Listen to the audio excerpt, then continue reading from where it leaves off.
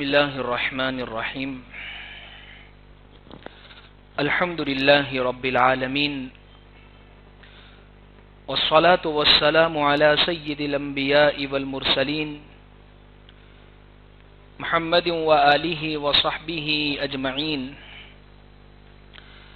أما بعد فأعوذ بالله من الشيطان الرجيم بسم الله الرحمن الرحيم ولا تمدن عينيك إلى ما متعنا به أزواجا منهم زهرة الحياة الدنيا لنفتنهم فيه صدق الله العظيم وقال النبي صلى الله عليه وسلم البزازة من الإيمان أو كما قال عليه الصلاة والتسليم.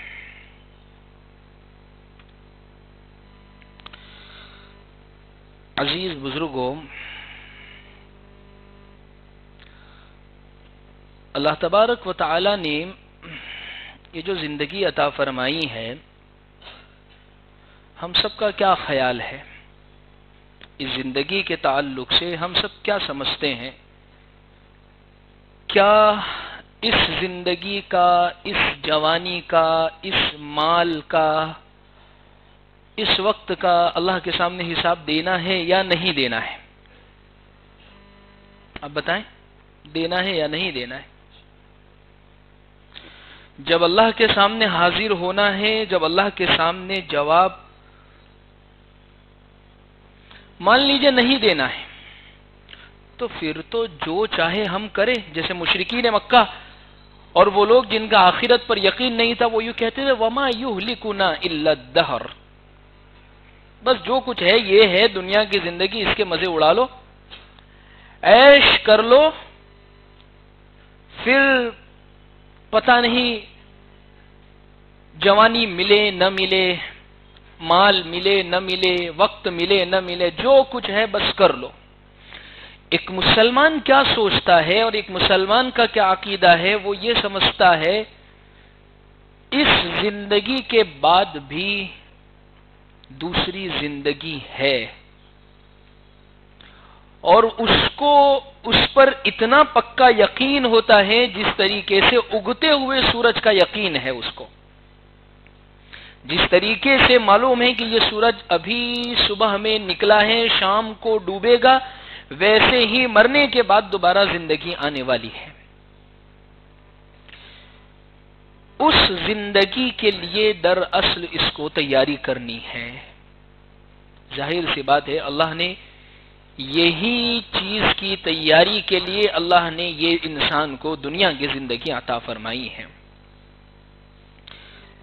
عزیز بزرگوں، میں بہت دلی درد کے ساتھ چند گزارشات آپ کی خدمت میں رکھنا چاہتا ہوں، اس امید کے ساتھ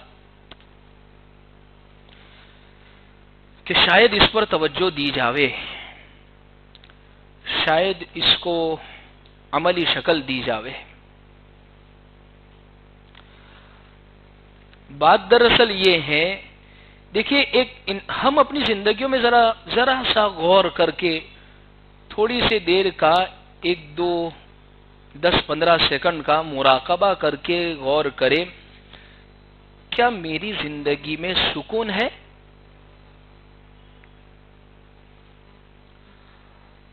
اگر نہیں ہے تو اس کی وجہ تلاش کرے کہ میں کس حساب سے بے سکونی میں مبتلا ہوں. دیکھیے، بے سکونی اگر کہیں پر نظر آئے گی یا بے فکری، یا یوں سمجھ لیجئے کہ ہم دلی طور پر مطمئن نہیں ہے، وہ کہاں ہمیں نظر آئے گی؟ وہ بے اطمینانی اور بے سکونی جہاں پر نظر آئے گی، وہ 2-4 چیزیں ہیں. سب سے پہلی چیز، صبح اٹھتے ہی پیسے آئیں گے کہاں سے؟ کمائیں گے کیسے؟ دولت کیسے حاصل ہوگی؟ مال کیسے نصیب ہوگا؟ یا ہے تو یہ بڑھے گا کیسے؟ ایک اس چیز کی فکر ہر انسان کے ساتھ لگی ہوئی ہے. حدیث اس تعلق سے کیا کہتی ہے؟ حدیث اس تعلق سے کہتی ہے کہ انسان تو جتنا بھی کچھ دنیا میں تیرے ساتھ جڑا ہوا ہے، لگا ہوا ہے، بسایا ہوا ہے، وہ سارا سب کچھ جو ہے وہ اللہ کا ہے، اور ظاہر سی بات ہے کہ تو اس کو اپنے ساتھ نہیں لے جانے والا ہے مال کے تعلق سے، اس کی فکر ہوتی۔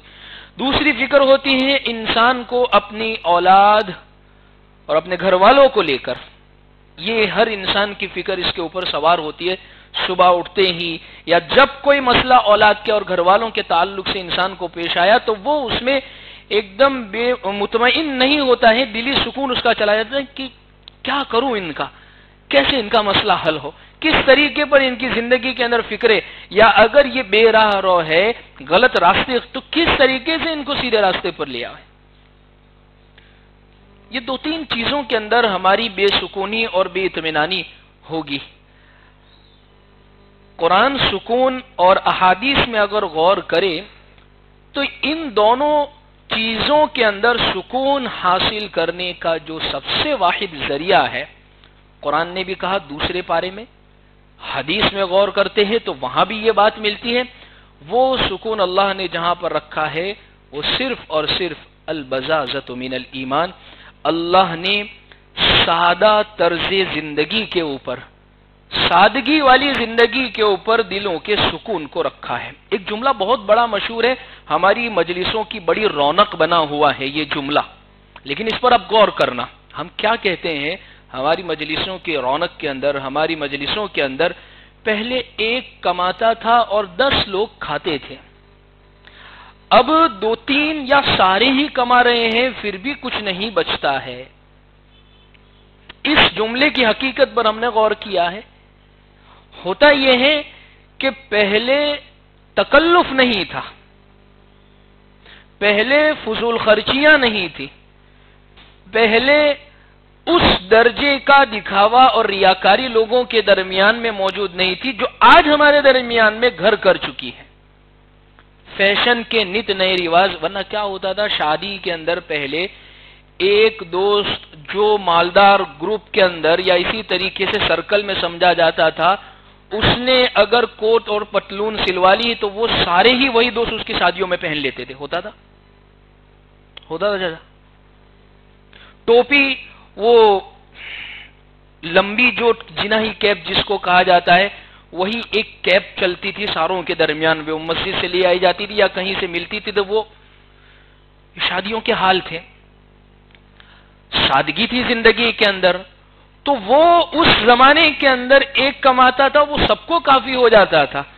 آج ہم نے اپنی خواہشات کو اتنا زیادہ بڑھا دیا ہے، فضول خرچیوں کو اتنا زیادہ بڑھا لیا ہے کہ اللہ کی پناہ۔ حدیث قرآن کیا کہہ رہا ہے؟ ان المبذرین کانوا اخوان الشیاطین، کہ فضول خرچی کرنے والے جو ہیں وہ شیطان کے بھائی ہے، شیطان کے بھائی اللہ کہہ رہے ہیں، یعنی وہ لوگ دیکھیں فضول خرچی کہتے ہیں جو موقع نہیں ہے پھر بھی اس جگہ کے اوپر خرچ کرنا۔ میں اللہ کے نبی صلی اللہ علیہ وسلم کی زندگی کے 4 موقع آپ کے سامنے سناؤں اور ان 4 موقعوں پر ہم کیا کرتے ہیں ہمیں غور کرنے کی ضرورت ہے۔ سب سے پہلی چیز، اللہ کے نبی صلی اللہ علیہ وسلم کی زندگی میں بہت سادگی تھی، اور دیکھیے ہمیں فالو حضور کو کرنے کو کہا ہے۔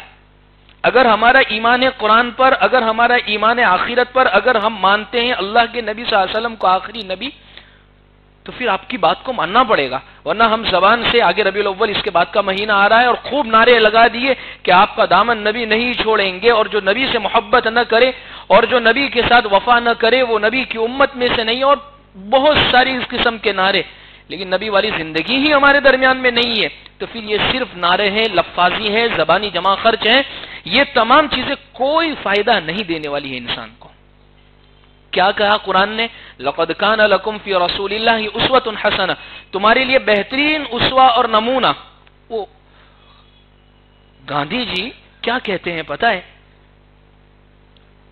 انہوں نے ایک موقع کے اوپر بیان دیا اور اس بیان کے اندر انہوں نے یہ بات کہی کہ میں تمہیں سادگی اختیار کرنے کا اپنے گورنروں کو، اپنے ماتحتوں کو، اپنے لوگوں کو حکم دے رہے ہیں کہ میں تمہیں سادگی اختیار کرنے کا حکم دیتا ہوں، اور میں سادگی کے اندر مثالیں شری رام جی کی اور کسی اور کی مثال نہیں دیتا ہوں، میں تمہیں مثال دیتا ہوں حضور کے 2 بڑے خلیفہ کی، حضور کے دو بڑے نائب کی، حضرت ابوبکر صدیق اور حضرت عمر رضی اللہ عنہ کی، جن کی زندگیوں کے اندر وہ امیر المومنین تھے، خلیفۃ المسلمین تھے.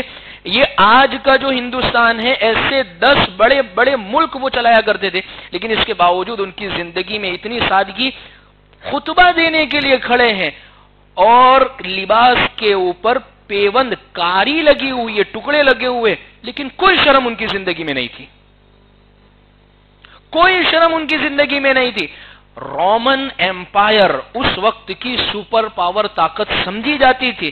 وہاں کا ایک قاصد، ایک نائب حضرت عمر رضی اللہ عنہ کو تلاش کرنے کے لیے آ رہا ہے کہ آپ کے خلیفہ، آپ کے امیر المومنین، آپ کے پردھان منتری کہاں ہیں، آپ کے امیر المومنین کہاں ہیں، ان کا تخت کہاں لگتا ہے، ان کی وزارت کہاں جمتی ہے، وہ کہاں اپنے لوگوں کو لے کر بیٹھتے ہیں.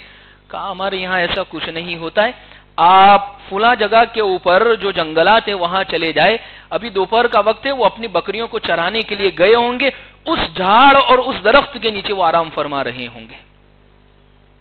ہم یہ کہہ دیں گے وہ دور کے اندر تو پھر غریبی تھی نا اس لیے ایسا تھا. مالدار تھے، قریش خاندان سے تعلق تھا. حضرت عمر رضی اللہ عنہ قریش خاندان سے، گھرانے سے تعلق رکھتے تھے.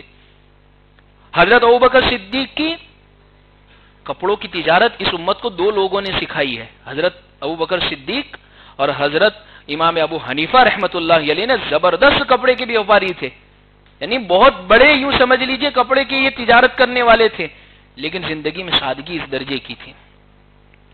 اور ملٹی ملینر صحابی حضرت عبد الرحمن بن عوف رضی اللہ عنہ، جن کے اونٹ مدینہ میں آئے، مدینہ والے اپنے گھروں سے باہر نکل کے آ گئے کہ کیا وہ زلزلہ تو نہیں آ گیا، زمین ہلنے لگ گئی، حرکت کرنے لگ گئی ہے. تو باہر نکل کر دیکھا، کہا نہیں کوئی زلزلہ نہیں آیا.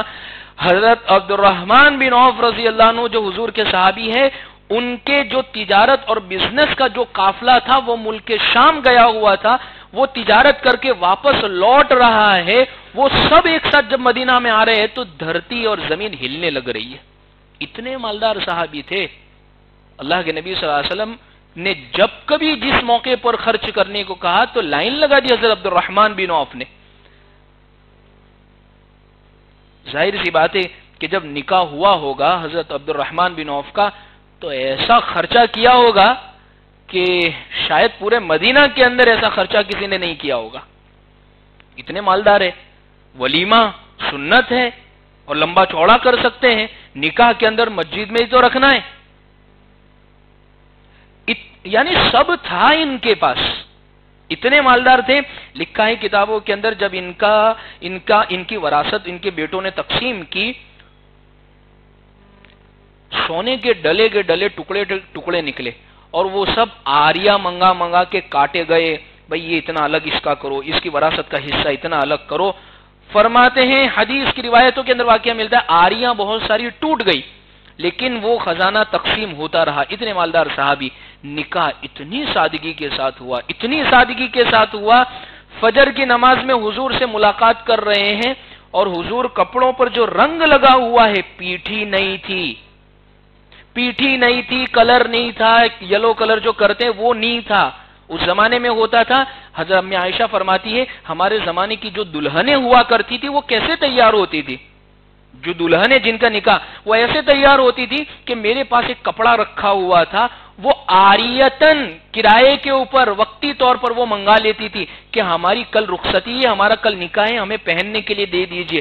وہ کپڑے کو کچے کلر کے اندر زرد رنگ کے پیلے رنگ میں ڈالا جاتا تھا، وہ باہر نکالا جاتا، وہ سوکھ جاتا، اس کو پہن لیا جاتا تھا.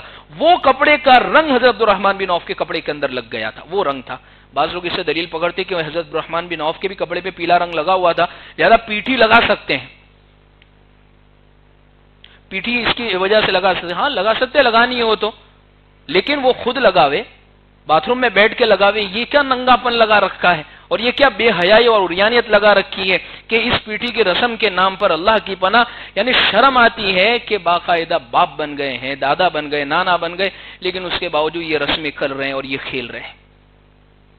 یاد رکھے جب کوئی قوم اور جب کوئی امت رسم و رواجات میں جب کھو جایا کرتی ہے تو اس امت کی بھلائی اللہ کی طرف سے ختم ہو جاتی ہے. پھر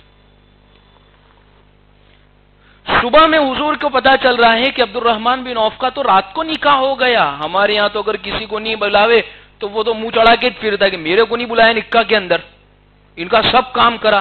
یہاں تو حضرت عبد الرحمن بن عوف کے 50 نہیں لاکھوں کام حضور نے کیے ہوں گے, بلکہ اگر نہیں بھی کیے تو ان کے لیے تو بابرکت تھے حضور, لیکن ان کو پتا تھا کہ یہ سنت ہے اور یہ سنت کام ہی ہے. ظاہر سی بات ہے کہ بھئی بہت سارے سنت عمل کر دے, بھئی نفل کام, ابھی یہی جمعہ کے بعد بھی سنت پڑھیں گے ہم, دوسرے اور کھانے کی سنتیں ہوگی, اور بھی زندگی کی بہت ساری سنتیں ہیں, تو نکاح بھی ایک طرح کی یہ سنت ہے. اس لیے آپ دیکھ لیجئے نکاح کے اندر خرچہ لڑکی والوں پر تو کچھ بھی نہیں ہے. ایک بات یہ ذہن میں رکھے, مہر لڑکا دے گا, کھانا ولیمہ ہے تو یہ بھی فرض نہیں ہے تیرے اوپر. حضرت اللہ کے نبی صلی اللہ علیہ وسلم نے ایک مرتبہ ایک صحابی آئے, فرمایا حضور نکاح کرنا چاہتا ہوں, تو حضور نے بتایا کہ فلاں فلاں لڑکی اس سے کر لو اور مہر کے اندر یہ چیز دے دینا. حضور نے وہ فرمانے لگے حضور کچھ بھی نہیں ہے. تو فرمایا کہ ایک کام کرو, لوہے کی لوکھنڈ کی انگوٹھی ہے وہ دے دو. کہا کہ حضور وہ بھی نہیں ہے. کہا کہ ایک کام کرو, آپ قرآن کی کچھ جو سورتیں جو مجھ سے آپ نے یاد کی ہے ان کو یاد کروا دینا, یہ آپ کے نکاح کا مہر ہو گیا. یہ ہے ہمارا مذہب, یہ ہے دین, یہ ہے مذہب, یہ ہے شریعت, جس کے اندر یہ بتایا گیا ہے کہ جتنی زیادہ, حضور نے فرمایا البزازۃ من الایمان, سادگی یہ ایمان کا حصہ ہے. جس کے دل کے اندر اگر ایمان ہوگا اس کی زندگی کے اندر پھر سادگی نظر آئے گی. میں یہ بات بتلانا چاہتا ہوں کہ اللہ کے نبی صلی اللہ علیہ وسلم کی زندگی کے اندر اتنی زبردست سادگی, اتنی زبردست, 4 کام کے اندر حضور کی سادگی دیکھنے کے لائق ہے. سب سے پہلی چیز بچھونا اور بستر کے اندر حضور کی سادگی. ادھی کے سب سے زیادہ خرچ بیڈ کے اوپر ہی ہوتا ہے. سب سے پہلی فکر نکاح ہو جانے کی یا نکاح کا رشتہ دینے کا لڑکے والوں کو یہ ہوتی ہے, وہ بیڈ اور بستر اور بچھونا کیسا دیں گے, کتنا بڑا دیں گے, 4x4 یا 6x4, کتنا بڑا دیں گے اس کو.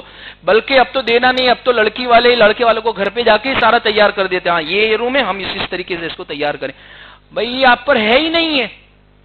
لڑکی وہ لے کر آ رہا ہے تو اس کے پاس اگر ہے پیسہ خرچہ, چارپائی گھر میں ہوگی, اس پر وہ سو جائیں گے, نہیں ہے تو زمین پر بچھا کر سو جائیں گے. اللہ کے نبی صلی اللہ علیہ وسلم کے گھر میں کہاں چارپائی تھی, زمینی پر سوتے تھے. اللہ کے نبی صلی اللہ علیہ وسلم تہجد کے لیے کھڑے ہو رہے ہیں, امی عائشہ رضی اللہ عنہا لیٹی ہوئی ہے نیچے زمین کے اوپر. حضور کو سجدے میں جانا ہوتا ہے تو امی عائشہ کو ایسے ہاتھ لگاتے, وہ اپنے پیر کو سمیٹ لیتی ہے, پیچھے کر لیتی ہے. یہ سادگی تھی زندگیوں کے اندر. لکھا ہے حضور کا جو بستر تھا, بچھونا تھا, حشوہ لیف, یعنی اللہ کے نبی صلی اللہ علیہ وسلم کا جو بستر تھا وہ سارا کے سارا چمڑے کا تھا, اور اس بستر کے اندر کھجور کے پتے بھرے ہوئے تھے. ایک مرتبہ حضور آرام فرما رہے تھے اور وہ چارپائی اور بچھونا ایسا تھا, اور حضور کا جسم مبارک تو بہت ہی خوبصورت, گورے تھے اللہ کے نبی صلی اللہ علیہ وسلم, بہت خوبصورت تھے اور ایسے جاذب تھے کہ دیکھتے ہی محبت دل میں اتر جاوے. تو اللہ کے نبی صلی اللہ علیہ وسلم آرام فرما رہے, جیسے ہی نیند سے بیدار ہوئے تو حضرت عبداللہ ابن مسعود رضی اللہ عنہ نے دیکھا کہ وہ چارپائی کے نشان آپ کے جسم پر پڑ گئے ہیں. ان کی آنکھوں سے آنسو نکل آئے. فرمایا حضور یہ کیسر و کسرا کو دیکھو, یہ بادشاہوں کو دیکھو, یہ دنیا کے جو بادشاہ کیسے عیش و عشرت کی زندگی. حضور ہم آپ کے لیے ایسا بستر بچھا دے, ایسا بستر بنا دے کہ جو تھوڑا نرم ہو اور تھوڑا ملائم ہو, جس پر آپ آسانی سے سو جاوے. فرمایا ابن مسعود مجھے دنیا سے کیا مطلب, میں تو ایک مسافر کی طرح ہوں جس نے درخت کے نیچے تھوڑی دیر آرام کیا, پھر وہ وہاں سے چلا گیا. میرے لیے بس یہ بستر, یہ دنیا ویسی ہی ہے, تھوڑی دیر کے آرام کرنا ہے, پھر یہاں سے تو چلے جانا ہے. اندازہ لگائیے جس قوم کے اندر اور جس نبی کے ماننے والے کے اندر ایسی سادگی ہوگی اور ہر قسم کے وہ تکلفات سے, بناوٹ سے, اور ہر قسم کی ایسی چیز, وہ گجراتی میں کہتے 3-4 جملے اگر کسی کے پاس ہو تو اس کو زندگی میں کبھی تکلیف نہیں پڑے گی. چال سے, فاؤ سے, غم سے, یعنی یہ کچھ بھی چل جائے گا, ہمیں کچھ بھی چل جائے گا, کچھ بھی ہم برداشت کر لیں گے. لیکن وہ لوگ جو کچھ بھی برداشت کرنے کی طاقت نہیں رکھتے تو ان کی زندگیاں پھر اجیرن بن جاتی ہے, پریشانی کا شکار ہو جاتے ہیں. نہ وہ سفر کر پاتے ہیں کسی جگہ پر, نہ وہ تکلیف گزار پریشان کن حالات جب ان کی زندگیوں میں آتے ہیں نہ اس کو برداشت کر پاتے ہیں. اس لیے آج کل دیکھیے یہی ہو رہا ہے, طلاق کے جو واقعات جو پیش آ رہے ہیں پچھلے زمانے میں اتنے نہیں پیش آتے, کیونکہ ماں باپ نے ان کو بنایا تھا تکلیف، پریشانی اور اس طریقے سے حالات کا آنا یہ زندگیوں میں لگا رہے گا، لیکن اس پر برداشت کرنا ہے۔ آج عیش و عشرت بیٹیوں کو اتنی زیادہ زندگیوں کے اندر دے دی ہے کہ جس کی وجہ سے نئے گھر جانے کے بعد تھوڑی بہت بھی وہ برداشت نہیں کر پاتی ہے۔ تو یہ حضور کی زندگی میں سادگی تھی بچھونے کے اندر۔ دوسری سادگی لباس، سب سے زیادہ خرچ جو ہوتا ہے وہ لباس اور کپڑے پہ ہوتا ہے۔ حضور کا لباس کیسا تھا؟ اللہ کے نبی صلی اللہ علیہ وسلم کا لباس موٹا تھا، بہت باریک، بہت پتلا، بہت ملائم نہیں، موٹا لباس تھا۔ ایک مرتبہ کسی صحابی نے اللہ کے نبی صلی اللہ علیہ وسلم کو کوئی لباس ہدیے میں دیا۔ حضور نے نماز پڑھی، نماز پڑھنے کے بعد اللہ کے نبی صلی اللہ علیہ وسلم نے وہ لباس اتار کر کسی کو ہدیہ کر دیا۔ فرمایا کہ اس کی وجہ سے میری نماز میں خلل آ رہا ہے۔ اور آپ دیکھیں جتنا زیادہ قیمتی لباس ہوگا پھر انسان نماز میں بھی نماز میں خلل پیدا ہوگا اس کی وجہ سے۔ اور آج دیکھیے فیشن کے نام پر کیسے کیسے لباس، یعنی ننگا پن آ رہا ہے لباس کی وجہ سے، بے حیائی آ رہی ہے، اور فضول خرچی نے تو انتہا اور لمٹ کر دی ہے۔ دلہنوں کے لباس دیکھیں آپ نکاح کے موقع کے اوپر 10-20 ہزار تو اب بھول گئے، اور اسی طریقے سے کم خرچے پر کرنا تو ہم نے بھلا ہی دیا ہے۔ دیکھیے ایسے ہی نہیں ہوگا، اس کے لیے تیاری کرنی پڑے گی۔ گھر میں شادی آ رہی ہے تو پہلے سے ذہن بنانا پڑے گا، ورنہ لاکھ لاکھ روپے کے جوڑے دلہن صرف ایک دن کے لیے، دولہا بھی صرف ایک وقت کے لیے پہنتا ہے، صرف ایک وقت کے لیے۔ سوال ہوگا ہمیں اللہ نے دیا ہے ہم کرتے ہیں تو کیا ہے؟ حضرت عبدالرحمن بن عوف کو بھی اللہ نے دیا تھا، وہ بھی تو کر سکتے تھے۔ حضرت عمر کے پاس بھی تو تھا، وہ بھی تو کر سکتے تھے۔ اور پھر ایسی فضول خرچی کہ جس کے بعد اس لباس کو پہننا دوبارہ کہتے بھی ہیں دولہے سب بھی کہ یہ ایک ہی مرتبہ، اس لیے کہ وہ ایسا لباس ہوتا ہے دلہن کا یا دولہے کا نکاح کے وقت کا یا شادی کے وقت کا، کہ اگر وہ دوسرے ٹائم پر پہن کر آوے دولہا تو وہ جوکر لگے گا، اور دلہن بھی ایسی ہی لگے گی کہ پتہ نہیں اتنا بھاری پہن کے آ گئی ہے۔ کہتی ہیں نا عورتیں بھی عام طور پر کہ وہ ایک ہی دن کے لیے، ایک وقت کے لیے لاکھ لاکھ روپے کے جوڑے ہم ایسے ہی برباد کریں۔ اچھا عجیب بات یہ ہے، ایک صاحب نے مجھے سنائی کہ اب تو یہ حال ہو گیا ہے کہ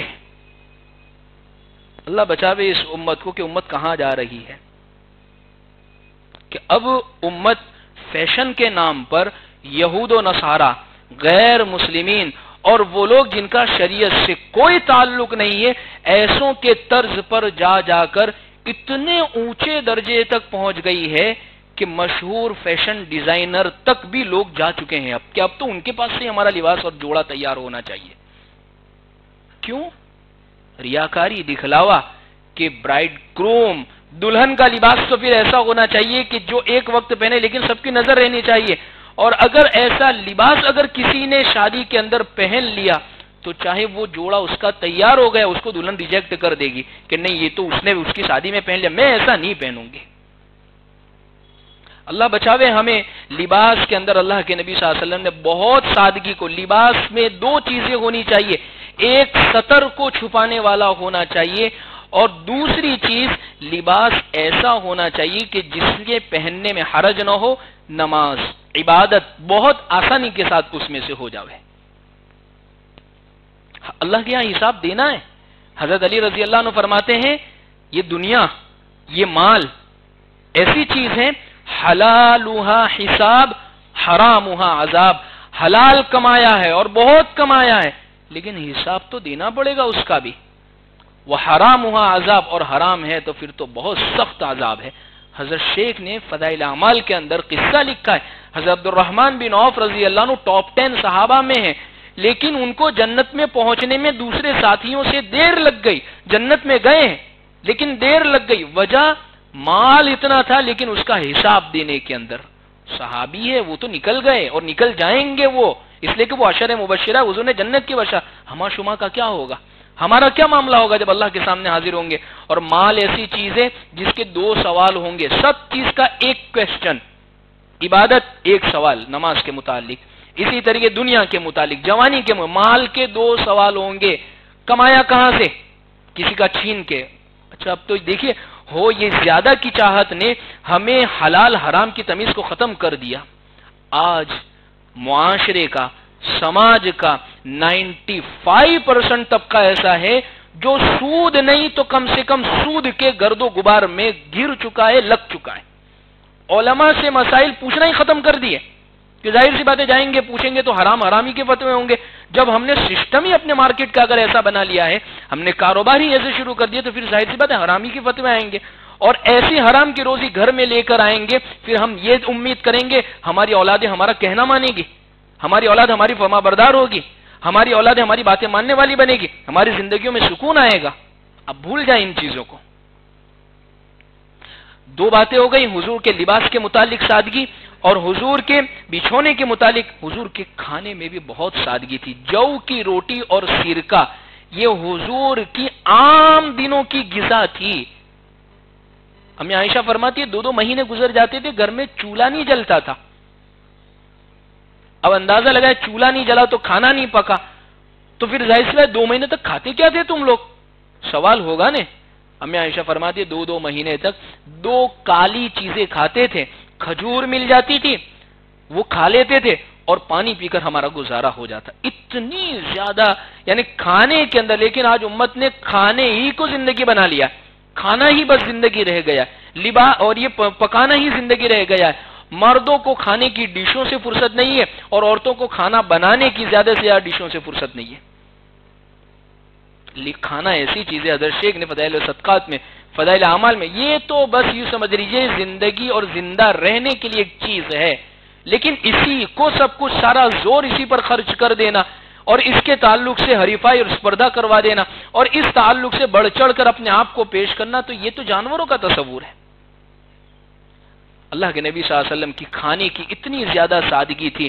حضور کیا فرماتے ہیں، ایک حضرت جبرائیل علیہ السلام آئے اور حضور کو فرمانے لگے، حضور اگر آپ کہیں تو یہ احد پہاڑ جو نظر آ رہا ہے آپ کے لیے سونے کا بنا دے، سونے کا پہاڑ بنا دے۔ فرمایا کہ نہیں، مجھے اس کی کوئی ضرورت نہیں ہے، میں تو اللہ کا ایسا بندہ بننا چاہتا ہوں، ایک دن اگر روزی ملے گی، کھانا ملے گا تو میں شکر گزاری کروں گا، اور ایک دن اگر بھوکا رہوں گا تو میں صبر کروں گا، لیکن مجھے احد پہاڑ نہیں چاہیے۔ جن کے قدموں کے اندر پہاڑ سونا بننے کے لیے تیار ہے، وہ دنیا سے ایسے بھاگ رہے ہیں۔ 3 چیزیں ہو گئی، چوتھی چیزیں رہن سہن کے اندر سادگی۔ حضور اتنے سادہ تھے۔ دیکھیے آج ہم نے اپنے سٹیٹس کو سماج کے حساب سے مینٹین کر کے رکھا ہے، ہمارا موبائل، ہماری گاڑی، ہمارا کاروبار، ہمارا لباس، ہماری بات چیت، ہماری بیٹھک، ہمارے لوگ، ہم نے سماج کے حساب سے مینٹین کر کے رکھا ہے۔ حضور تو وہ ہستی تھے کہ جبرائیل علیہ السلام جن کے دروازے پر دستک دے کر آتے تھے کہ اجازت ہو تو آئیں، لیکن اتنی سادگی۔ امی عائشہ فرماتے کان یفلی ثوبہ، اپنا کپڑا خود سی لیتے تھے، اپنا جوتا خود ٹھیک کر لیتے تھے۔ یہ حضور کی زندگی کی سادگی، اتنی زیادہ سادگی تھی زندگی۔ مقام کہاں ہے؟ عرش معلیٰ تک پہنچے ہوئے، لیکن زندگی کی سادگی اتنی زیادہ سادگی تھی۔ آج زندگیوں سے سادگیاں، رہن سہن میں سادگیاں، تھوڑا پیسہ آیا اور انسان فوراً 4 پہیہ کار لینے کی فکر کرتا ہے، اور وہ بھی اس کو حلال طریقے پر نہیں، بس کسی بھی طریقے سے، بس اب لانی ہے تو لانی ہے، چاہے سود کے ذریعے سے آوے، بینک کے ذریعے سے آوے، کسی بھی طریقے سے آوے، بس وہ لانی ہے تو لانی ہے۔ زندگی میں سے برکت کہاں سے پھر ایسی چیزوں سے حاصل ہوگی؟